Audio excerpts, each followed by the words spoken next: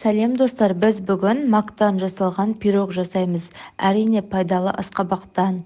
Мактың көбі біле бермейтін пайдасы бар. Оны іш түйіліп ауырғанда ем екен. Ал асқабақтың пайдасы өздеріңіз білесіздер. Ең алдымен 2 ыдысты алып, біріншісіне жұмыртқа, творог, разрыхлитель, мак және крахмал қосып араластырып, сұйық масса жасаймыз.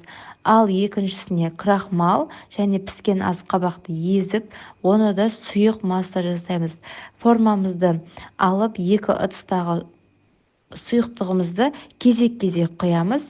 Естеріңізде болса, зебра деген пирог жасайтын едік қой, дәл сондай қылып құямыз. Бұл жолы сары зебра болады. Үнемі дүкеннен қанты көп, кремі көп пирог алғанша пайдалы пирог жасап үйренейік. Ас болсын, лайк басуды ұмытпаңыздар.